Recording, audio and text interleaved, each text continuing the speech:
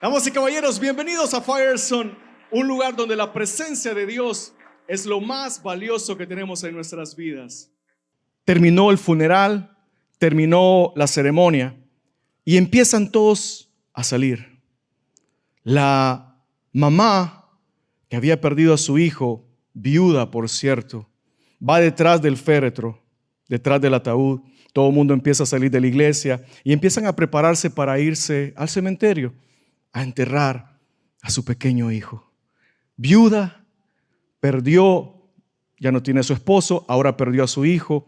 En una cultura donde las mujeres dependían de sus esposos, o por lo menos tenían la esperanza de tener un hijo varón para que después les ayudara, las mantuviera, esta mujer había quedado sola. Viuda, sin hijos, ya no tenía a quien la ayudara. Había llorado tanto que ya no tenía lágrimas, ya tenía las últimas lágrimas. La señora iba saliendo con un silencio, había perdido la fe completa, por más que los vecinos le daban palabras de ánimo. 6 personas agarran el ataúd y empiezan a llevar la cajita de su hijo, cuando de repente un extraño, una persona extraña se para frente al ataúd y ella la ve. No lo reconoce, nunca lo ha visto en su vida. El extraño se le acerca a ella y le dice: no llores. La mujer lo escucha y dice: no llores, no llores. ¿No estás viendo que llevo a mi hijo en ese ataúd? ¿No estás viendo que soy viuda? ¿No estás viendo que perdí todo? Pero solo fueron sus pensamientos, porque la mujer estaba tan débil que no podía hablar. Esta persona extraña ni siquiera la dejó decir una sola palabra. Ella solo lo vio entre enojo y confusión. Y el extraño va y toca la caja donde va la persona, el niño muerto, y le dice: joven, a ti te digo, levántate. Esta persona era Jesús, que se presentó exactamente en el momento que esta mujer iba a enterrar a su hijo. Y la historia la tenemos en Lucas 7:11. Dice lo siguiente: aconteció después que iba a la ciudad que se llama Naín, e iban con él muchos de sus discípulos y una gran multitud. Cuando llegó cerca de la puerta de la ciudad, aquí que llevaban a enterrar a un difunto, hijo único de su madre, el cual era viuda, y había con ella mucha gente de la ciudad. Y cuando el Señor la vio, se compadeció de ella y le dijo: no llores. Y acercándose, tocó el féretro, y los que lo llevaban se detuvieron. Y dijo: joven, a ti te digo, levántate. Entonces se incorporó el que había muerto y comenzó a hablar.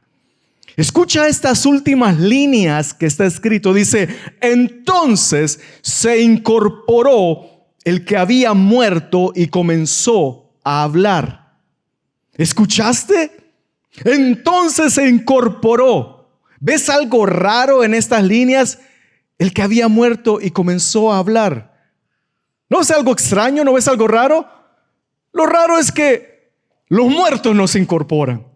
Los muertos no se levantan, mucho menos comienzan a hablar. Eso no sucede en la vida común y corriente, no sucede en nuestras vidas, a menos que Jesús se encuentre en esa situación. Ahí sí ocurren milagros y maravillas. La mujer había perdido todo. Cuando Jesús se presenta en nuestras vidas, todo lo que está muerto vive. Cuando Jesús viene a nuestras vidas, imagínate el luto y el dolor que la mujer tenía en ese momento. Había perdido todo.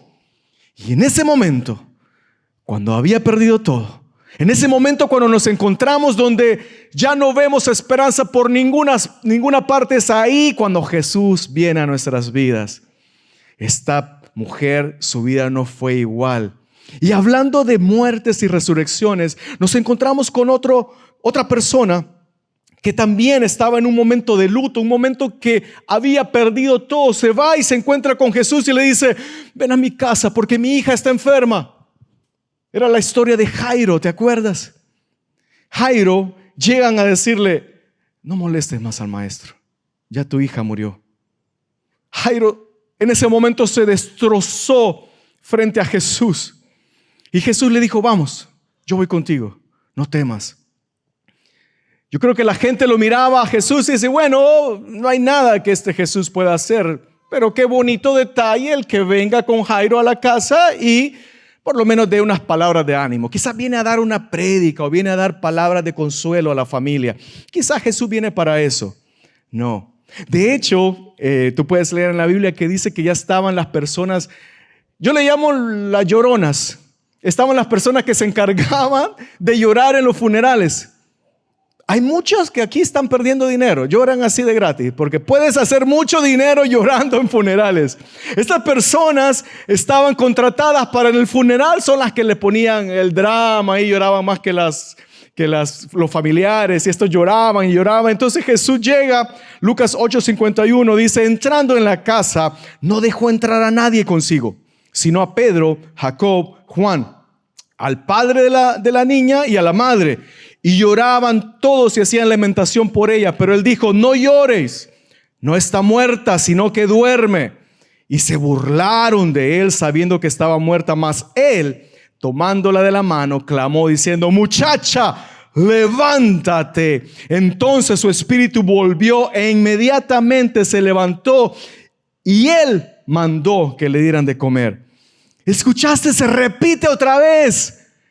Una niña que estaba muerta se levanta y no solamente habla, sino que ahora hasta empieza a comer. ¿No ves lo raro de esto? Los muertos no se levantan. Los muertos no resucitan. Los muertos no hablan. Los muertos no comen. A menos que Jesús aparezca. A menos que Jesús llegue en ese momento exacto y diga, levántate, levántate. Es la única forma que puede pasar el milagro. Por cierto, las chicas que estaban llorando en el lugar le dijeron, ya puedes irte para tu casa. Justo hoy tocó fácil el día. Regresaron a sus casas diciendo, bueno, no sé, pasó un milagro, pasó algo diferente, algo no normal. Dos personas que vieron la muerte, vieron enfrente de ellos cómo pasaron de la muerte a la vida, porque Jesús llegó en el momento exacto, en el momento justo. Yo no sé si de aquí tú estás esperando que Jesús aparezca en tu vida. No sé si estás esperando que Él venga a transformar el llanto en alegría. O no sé, tal vez tú puedes darme testimonio y decir, no, yo también viví lo mismo. Cuando pensé que todo estaba perdido, Jesús apareció en el momento correcto, en el momento exacto, llegó a mi vida. O tal vez Jesús no ha llegado a tu vida todavía. O tal vez sigues esperando el milagro. Tal vez lo que tanto amabas ya murió y sigues esperando a Jesús. Y Jesús no aparece por ninguna parte. Y tú dices, ¿dónde estás, Jesús? ¿Dónde estás que no apareces? Esta historia la podemos ver a una mujer, eran dos hermanas, que en un momento, cuando su hermano estaba enfermo, mandaron a llamar a Jesús. Le dijeron, Jesús, ven, que tu amigo está enfermo. Hablaban de Lázaro. ¿Qué pasa cuando Jesús dice, voy a tomarme un tiempo? Voy a esperar. Voy a esperar, no voy a llegar en el momento justo como con la viuda ni como Jairo, sino que voy a esperar un poco más. Cuando Jesús le llevaron la noticia, tu amigo está enfermo, le dijo a los discípulos, vamos a quedar un par de días más, vamos a quedar aquí. Y después decide ir a la ciudad donde estaba su amigo. Pero ¿qué pasa cuando llega? Ya su amigo tenía 4 días de muerto. Ya habían pasado el luto, pasado la enfermedad, el luto, el entierro, todo. Ya el dolor estaba, o la esperanza estaba muerta. El dolor era profundo. Y justo en ese momento llega Jesús. Y lo primero que hace Marta, cuando recibe a Jesús, en Juan 11:21 le dice, Señor, si hubieses estado aquí, mi hermano no hubiera muerto. Si hubieses estado aquí, mi hermano no habría muerto, suena como a un reclamo. Suena como, ¿dónde estabas? ¿Dónde has estado todo este tiempo? Si hubieras venido, si hubieras estado aquí, mi hermano no hubiera muerto. ¿Cuántos de aquí nos hemos comportado en alguna ocasión como Marta? ¿Cuántos de aquí hemos dicho, Señor, ¿dónde estás que no apareces? ¿Dónde estás? Estoy en la cama de hospital, estoy con mi familiar, estoy viendo cómo todo empieza a morir, cómo todo está perdido. ¿Dónde estás? ¿Cuánto no hemos hecho la misma expresión de Marta, diciendo, ¿dónde estás? Marta, María, Lázaro eran 3 hermanos que eran muy amigos de Jesús. Entonces, cuando Marta y María mandaron a llamar a Jesús, dijeron, seguro Jesús viene pronto. Seguro Jesús, una vez sepa lo que está pasando con Lázaro, va a correr. Si él puede caminar sobre el agua, puede volar. Jesús puede hacer lo que sea, puede teletransportarse como lo hizo con Felipe. ¿Cómo que no? Jesús puede aparecer aquí de inmediato. Marta y María esperaban a Jesús que apareciera, porque esta enfermedad, no, Jesús llegaba a su casa, Jesús compartía con ellos, los fines de semana iba a pasar con ellos. Ellas sabían cómo a Jesús le gustaba el estofado, sabían cómo prepararle el cafecito a Jesús, sabían todo de él porque eran amigos. Seguro Jesús va a venir, seguro que él va a aparecer. Nuestro amigo sanó paralíticos, sanó ciegos, levantó personas de la muerte. Vimos lo que pasó con la viuda de Naín, vimos lo que pasó con la hija de Jairo. Jesús va a venir a sanar a mi hermano. Marta miraba por la ventana, se asomaba y decía, Jesús no viene. ¿Por qué no aparece? ¿Por qué no aparece? Las noches eran eternas, poniéndole paños fríos a Lázaro, diciendo, tranquilo, nuestro amigo va a aparecer en cualquier momento, tranquilo que viene. Amanecía y decía, ¿dónde estás, Jesús, que no apareces? ¿Cómo puede ser? ¿Cómo puede ser que no vengas? Si venías los fines de semana acá con nosotros, ¿qué puedes estar haciendo más importante que venir a sanar o venir y contestarme la oración que te estoy haciendo? Jesús, ¿por qué no apareces? ¿Por qué no estás? ¿Cuántos nos hemos comportado como Marta en algún momento? Diciendo, ¿por qué, Jesús? Si hubieras estado aquí, si tan solo hubieras estado aquí, si hubieras venido a tiempo. Marta estaba herida, Marta estaba dolida. Y es que en algún momento nosotros creemos o sentimos que la presencia de la muerte es la ausencia de Dios. Yo no sé por qué en algún momento hemos dicho, cuando hay muerte es porque Dios no apareció. ¿Quién dice que no? ¿Quién dice que si hay una enfermedad Dios no está? ¿Quién dice que Dios no está ahí? ¿Por qué hemos pensado que nosotros, cuando pasan cosas malas, Jesús no está ahí?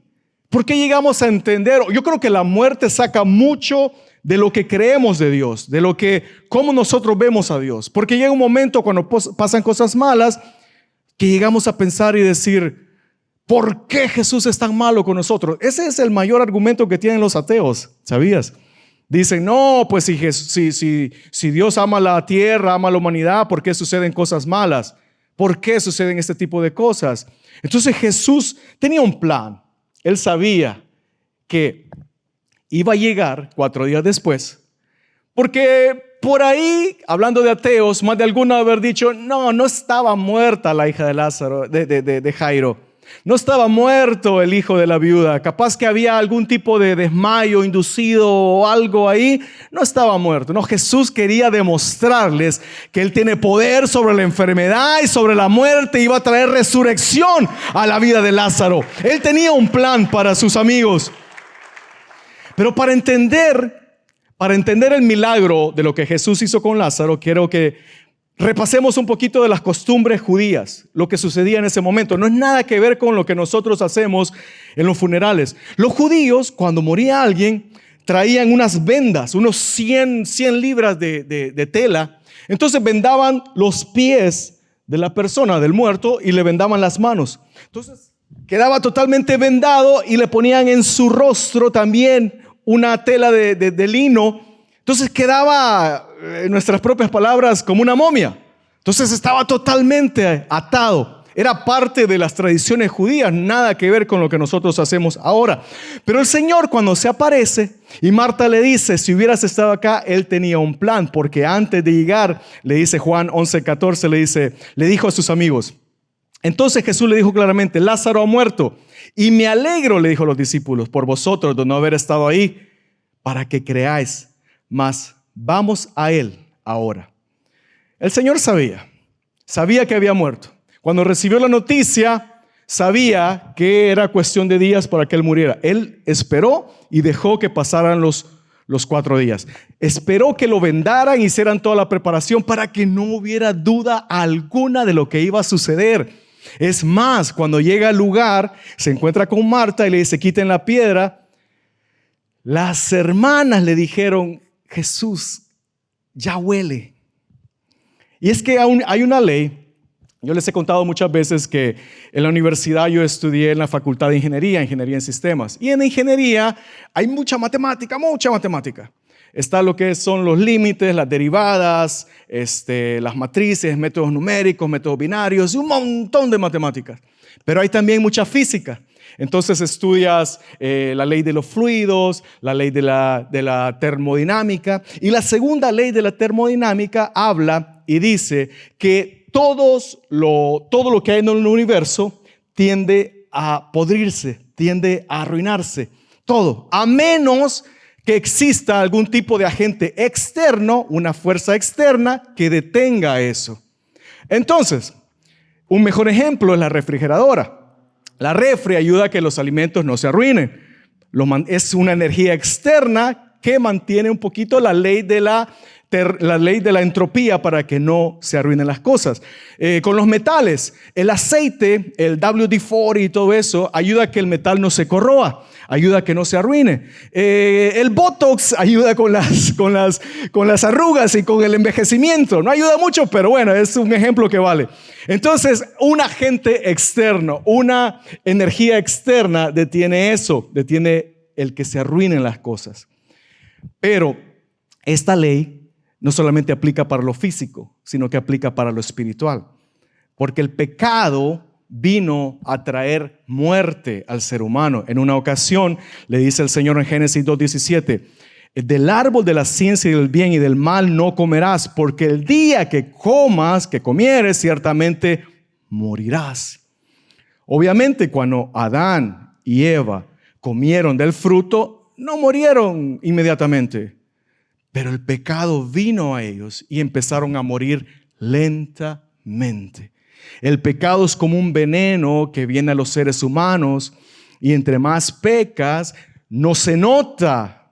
Ves a alguien ahí y no se nota que está por dentro muriendo por el pecado, pero tiene consecuencias de muerte, tiene enfermedades. El pecado entró a la humanidad y funciona de la misma forma. La ley de la entropía, cuando el pecado viene al ser humano y el ser humano peca sabiendo aún que el pecado lo va a llevar a la muerte, no le importa. La forma de contrarrestar el pecado es a través de la sangre de Cristo, porque la sangre de Cristo es la que nos limpia de todo pecado, nos redime. Fue lo que Jesucristo hizo en la cruz por nosotros. ¿Cuántos de aquí reciben a Cristo en su corazón y dicen, yo soy libre de pecado? Y si alguna vez fallas, si alguna vez fallamos y cometamos algún pecado, estamos al alcance de una oración, de decirle, Señor, perdónanos.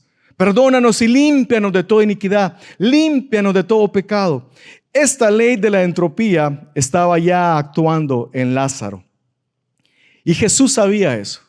Jesús sabía que ya había olor, que ya el cuerpo estaba en putrefacción. Pero ¿quién fue quien creó la ley de la entropía? ¿Quién fue quien creó la ley de la termodinámica? ¿Quién fue quien creó la ley de la gravedad? El mismo creador estaba ahí y le dice, quiten la piedra porque en este momento empezará y vendrá la vida a Lázaro. Amén.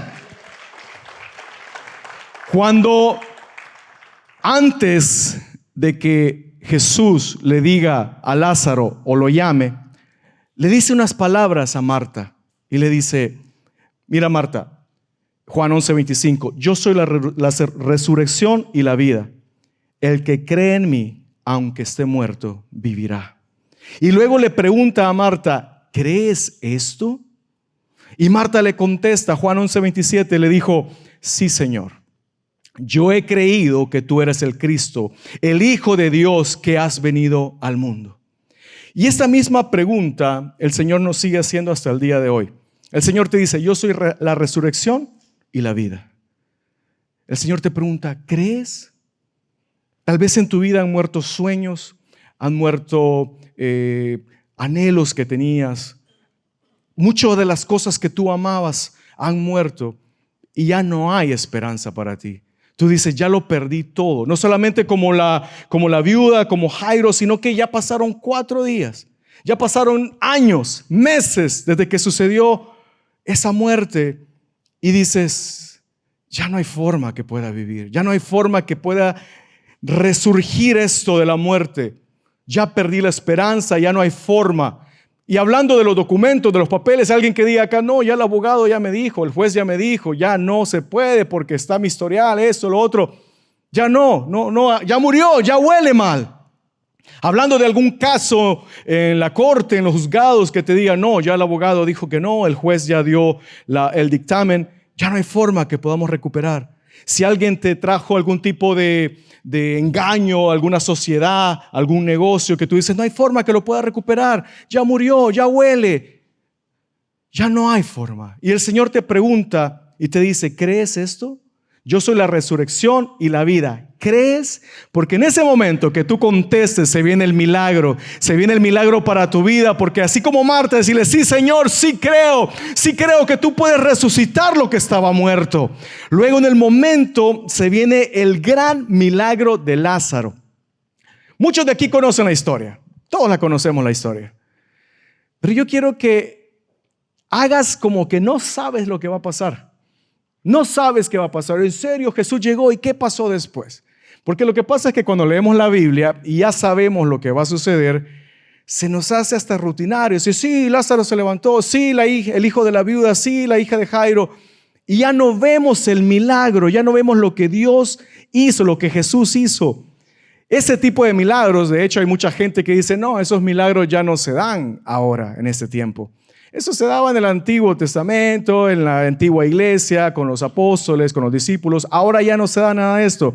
Pero imaginemos entonces que no conocemos la historia. Jesús se acerca, quitan la piedra y le grita, Lázaro, sal fuera. Y Lázaro se levanta imagínate una momia saltando, caminando, lleno de vendas. Yo creo que muchos de ahí salieron corriendo, te aseguro que muchos salieron asustados porque al ver a la momia saltando y viniendo para afuera de la tumba, el milagro de la resurrección, Jesús se arriesgó para decir, sal fuera, sal de la muerte. ¿Cómo Jesús tuvo el valor? Arriesgó toda su reputación, porque estaba lleno ese lugar. Habían fariseos, habían personas de ahí de la ciudad, estaba toda la familia, había gente llorando. Y para que Jesús le diga, sal fuera, tener ese valor de que vas a ver el milagro. O ves el milagro o lo ves. ¿Por qué? Yo me preguntaba, ¿por qué no vemos este tipo de milagros? ¿O por qué no vemos milagros en este tiempo? ¿Será porque no estamos arriesgando nuestra reputación? ¿Será porque no nos estamos poniendo en la situación donde necesitemos el milagro? Yo les conté cuando fue, hace como 2 domingos, de lo que me decían los hermanos de Veracruz, de que ellos tienen una flota de como 30 camiones y salen a predicar y no tienen para la gasolina. Y dicen, vamos a ver hasta dónde llegamos. Y estando ya por terminarse la gasolina, se estacionan en una gas station, en una gasolinería, diciendo, hasta aquí llegamos. Si el Señor nos ayuda, hasta aquí llegamos. Pero arriesgaron su reputación y le llamaron a los de la otra ciudad, vamos en camino, vamos a llegar. ¿Sí? ¿Van a llegar? ¿Tienen los recursos? Sí, claro que los tenemos. Pero él sabía que no había. La única forma de ver los milagros es que te arriesgues y creas en fe. Cuando empiezas a caminar en fe, dice, Señor, yo voy porque voy. En tu nombre yo iré porque sé que tú proveerás lo que necesito. Y eso aplica para todo en tu vida. ¿Qué es lo que necesitas empezar a hacer? ¿Qué es lo que necesitas creerle a Dios? ¿Qué es lo que necesitas resucitar? ¿Hay algún sueño en tu vida? ¿Hay alguna carrera que no has terminado? ¿Hay algún negocio que siempre has tenido en mente, pero la vida pasó? Pasaron los años. Empezaste a trabajar de algo que no querías, empezaste a hacer algo que no te gustaba, empezaste a hacer plan B, plan C, plan D y abandonaste el plan original. ¿Qué es lo que el Señor había puesto en tu corazón que tú tal vez ya lo diste por perdido? La única forma es arriesgarte. Es la única forma que como comenzamos esta iglesia, dejando todo y decir, Señor, creemos que tú nos llamaste. Tú nos llamaste para hacer esto milagroso, para ir a predicar a las naciones. Estamos preparando eventos en Guatemala. Hoy estaba hablando con alguien de Nicaragua, Colombia. Vamos a ir a predicar. ¿Con qué dinero? No sé. El Señor proveerá. El Señor proveerá porque vamos a predicar su nombre. Llevaremos su palabra. Llevaremos el mensaje de salvación al mundo entero. El Señor proveerá. Él proveerá para tus negocios, para tus sueños. ¿Qué necesitas? ¿Qué milagro de resurrección tienes? ¿O qué es lo que ya abandonaste? Porque dice, ya tiene 4 días de muerto, 4 años, 4 décadas, 4 meses, ya lo perdí. No hay forma que recupere. Muchos de aquí se están levantando con negocios.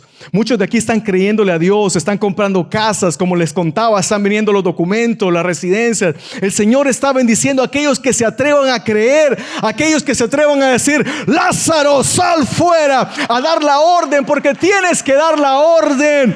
En tus palabras está el poder de la resurrección, porque ¿sabes qué? Tú eres hijo de Dios, tú eres hija de Dios, eres hija del Rey. Simplemente tenemos que creer, tenemos que empezar, como les decía hace unos domingos, a pedir de manera específica. Como les conté la historia del pastor David Yonke Cho. Señor, dame una bicicleta, dame una bicicleta. Pasaron los meses y no había bicicleta. Y le dice, ¿por qué no me das mi bicicleta si estoy predicando? Bueno, no me ha dicho qué color la quieres, qué marca la quieres, no me ha dicho cómo la quieres. No me ha dicho los detalles. Hay tantas bicicletas en el mundo. Entonces, ¿qué le estás pidiendo al Señor? Señor, dame una casa. Señor, no sé, dame algo. ¿Qué estás pidiendo? ¿Estás siendo específico?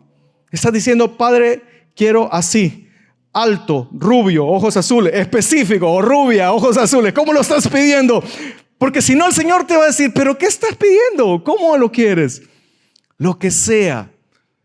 Vamos a empezar a tener una iglesia de personas que se van a levantar en fe, creyendo, empresarios, flota de camiones, flota de casas, el real estate, lo que sea que tú creas. Solamente tienes que creer y dar la palabra. Creer que el Señor está con nosotros. Pero ¿qué pasa con aquellos que Dios no ha llegado? No llegó ni siquiera cuando estabas por hacer el funeral, como la viuda, ni pidiéndole como Jairo que venga a nuestra casa. Ni siquiera ha llegado Jesús. ¿Y sabes qué? Ya pasaste varias muertes. Ya mucho en tu vida ha ido muriendo, uno tras otro, tras otro, tras otro. Sueño tras sueño, familiares, enfermedades. Y por momentos dices, ya no puedo más. Ya no puedo más. Y haces la oración que hizo Marta y dices, Jesús, ¿dónde estás? ¿Dónde estás?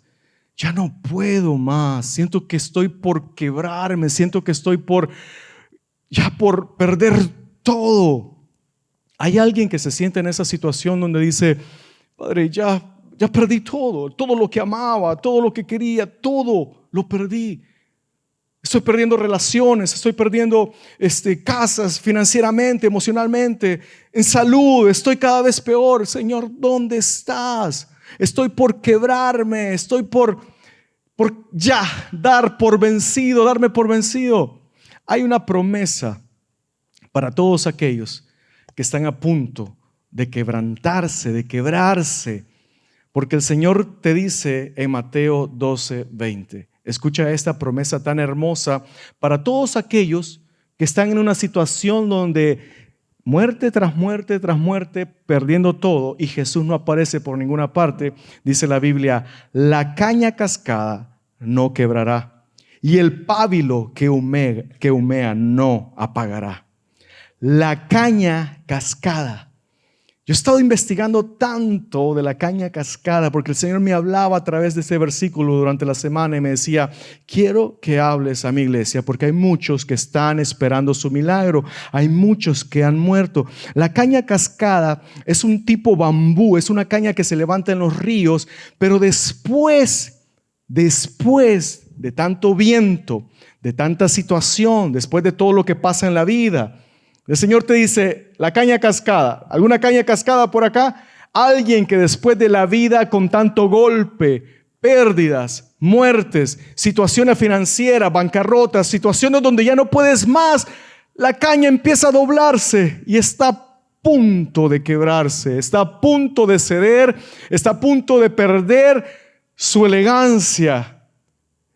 La caña primero se levanta en el río como una manera vertical, fuerte. Pero después de las inclemencias del tiempo, después de lo que sucede en la vida, después de todos los golpes que vienen en la vida, empieza a doblarse, a doblarse, a doblarse. Pero la Biblia dice, la caña cascada no quebrará. El Señor te dice hoy, estás pasando situaciones difíciles, estás viviendo o has vivido muertes, pero no será el fin, no quebrarás, porque el Señor te guardará, el Señor nos protegerá, el Señor nos levantará. No dejará que te quiebres, no dejará que te quiebres. Y si has pasado momentos difíciles, yo le he dicho a muchas personas acá, hay personas que han pasado situaciones complicadas. Y yo les digo, ¿sabes por qué? Porque tú tienes la fortaleza para pasar esos momentos. Porque yo te aseguro que si eso mismo le pasara a alguien más, los quebrara de inmediato. Pero el Señor te ha hecho tan fuerte, puedes resistir. No así es como se levantan las personas que luchan contra el cáncer, que luchan contra el abuso, las personas que después hacen películas o se dedican a luchar contra algún tipo de maltrato. No fueron las personas que pasaron por ese tipo de situaciones. Y la mayoría de nosotros dice, yo no podría pasar por eso. Sí, no podríamos. Solo la persona que pasó ese tipo de situación ahora nos puede venir a enseñar y decir, saldrás de esa, saldrás de esa. Saldrás de esa, vas a salir adelante. No sé qué situación estás viviendo, no sé qué es lo que está pasando en tu vida, no sé cómo la vida te ha tratado desde niño, desde niña, y hasta este momento eras una caña firme, vertical, pero sientes que estás a punto de quebrarte. El Señor te dice, no quebrarás. No quebrarás, no quebrarás. El Señor te dará la fortaleza, no quebrarás. Y luego dice, y el pábilo que humea no apagará. El pábilo es una lámpara. Yo conocí estas lámparas con mi abuela. Eran diferentes a esto porque no eran de barro. En El Salvador le dicen cantiles o no sé cómo, lámpara de gas. Y tienen una mecha, la parte donde está el fuego es de una tela. Y la tela la meten en el recipiente y adentro del recipiente ponen aceite. La lámpara, estas son las lámparas, son los pábilos que se mantenían encendidos, eran las lámparas del Antiguo Oriente. Ahora nosotros no las conocemos porque vamos y encendemos el interruptor y ahí está ya la luz. Pero en ese momento, esas lámparas es la que iluminaba toda la casa. Y dice la Biblia, la lámpara, el pábilo que humea no se apagará. Quiere decir que llega un momento donde el aceite que está dentro de esa lámpara se termina, se consume y queda nada más con el humo. Y el Señor dice, no permitiré que te apagues. El aceite representa al Espíritu Santo en la Biblia. Y si tú aquí en este momento estás o has llegado a una situación donde se te acabó el aceite, donde ya no hay aceite en tu vida, donde hace mucho tiempo que esa llama está apagada, nosotros siempre hablamos aquí en Firezone, cuidaremos que la llama no se apague. ¿Y cómo cuidamos que la llama no se apague? Es pidiendo aceite al Espíritu Santo. Espíritu Santo, dame más aceite, quiero más de ti, porque muchos de acá eran pábilos que estaban encendidos. Era una llama fuerte que encendía victorias antiguas, situaciones donde antes ibas de victoria en victoria, salías a predicar, ibas a las escuelas, a los shelters, salías a evangelizar, eras una llama encendida. Pero ¿qué pasó? El aceite se empezó a consumir. Se empezó a consumir, se empezó a consumir. Y has dejado consumir todo el aceite. Y el Señor me decía, dile a mi iglesia que hoy traeré aceite fresco para todo el que quiera.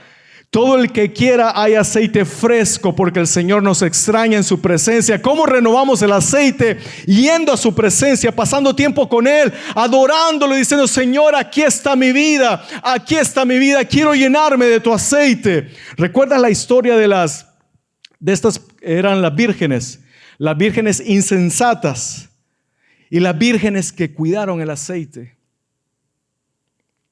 ¿De qué lado estamos nosotros? Los que agarramos el aceite y agarramos extra y vamos a buscar más y vamos a buscar más. El aceite es aquel que nos mantiene encendidos. El aceite del Espíritu Santo mantiene tu vida, mantiene tu familia, mantiene tu hogar, tus negocios, mantiene todo lo que tú haces, lo que tú emprendes. Nada podemos hacer sin la presencia de Dios en nuestras vidas. Nada. Nada podemos hacer por nuestra propia cuenta. Te acabo de decir que el pecado trajo muerte al ser humano. Todos estamos muriendo, todos. Y un día llegará el momento que moriremos físicamente, pero lo peor es aquellos que están muriendo espiritualmente. Cuando la llama se apaga, cuando ya no hay más aceite, cuando descuidaste el aceite que tenías en tu lámpara. Y el Señor dice: hoy es el día que no permitiré que se apaguen los pábilos, porque la llama se encenderá en ti, el aceite fresco vendrá para ti. ¿Alguien quiere aceite fresco de parte de Dios?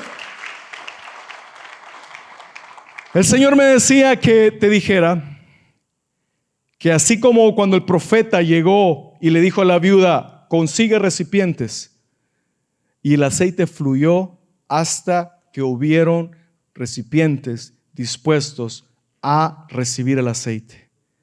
El aceite fluirá siempre y cuando hayan recipientes disponibles para recibir el aceite fresco.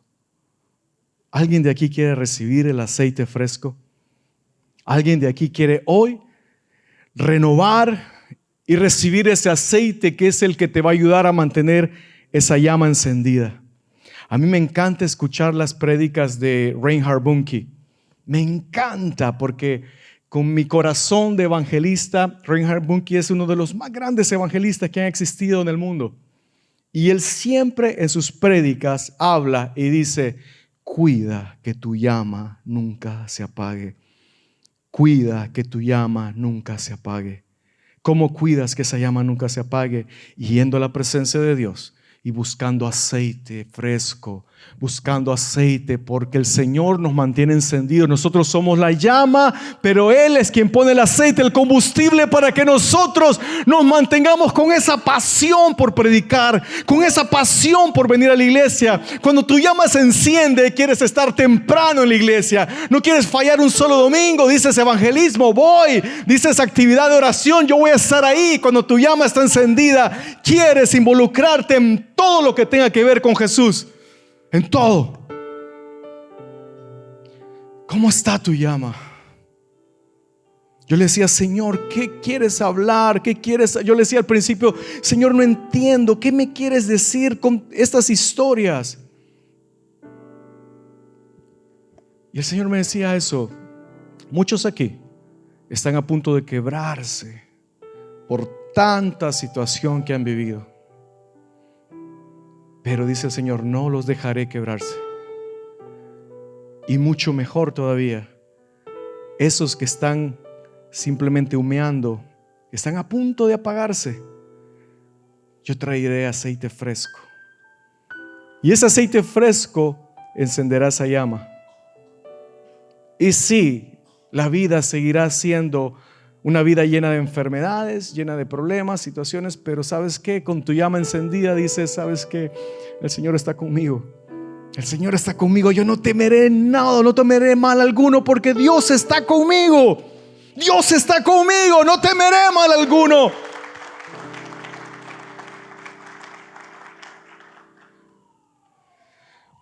Hoy es un día de resurrección para tu vida.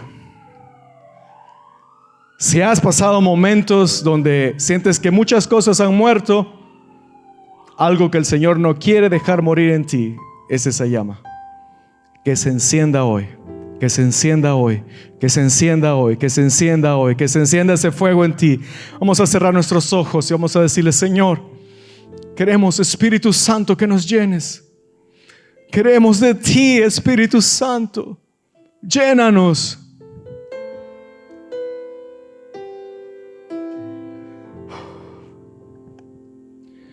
Para todos aquellos que tal vez se han apartado los caminos del Señor, has cometido pecado y la llama se ha apagado tal vez porque le has dado entrada al pecado a tu vida. Hoy es el día para que pidas perdón, te arrepientas, reconcilies, o si nunca le has entregado tu vida al Señor, hoy es el día para que dejes que Jesús venga a tu vida. Invítalo a tu vida, invítalo. ¿Por qué no haces esta oración conmigo? Los que están acá y los que nos están viendo a través de las redes, di conmigo: Señor Jesús, perdona mis pecados. Te recibo como mi Señor y como mi Salvador. Creo en ti, creo que tú eres mi Dios, que tú eres mi Rey, que tú moriste y resucitaste al tercer día. Y a partir de hoy, yo quiero ser tu hijo, quiero tener aceite fresco, quiero saber que contigo, Señor, tendré victoria en todo lo que haga. En el nombre de Jesús. Amén. Hola, ¿cómo estás? Espero que esta prédica haya sido de bendición para ti. Espero que el Señor te haya hablado a través de este video. Y si así lo fue, si tú crees que hay alguien más que necesite escuchar este mensaje, compártelo en tus redes sociales para que muchos más puedan conocer de Jesucristo. Yo te animo a que si hiciste esta oración, si entregaste tu vida al Señor, busca una iglesia donde congregarte. Busca un lugar donde se predique la palabra de Dios, donde se adore y puedas ser parte tú de esa iglesia. Que Dios te bendiga. Que el Señor haga resplandecer su rostro sobre ti, que el Señor bendiga tu entrada, tu salida, tu levantarte, acostar, que el Señor esté contigo en todo momento. Hasta la próxima.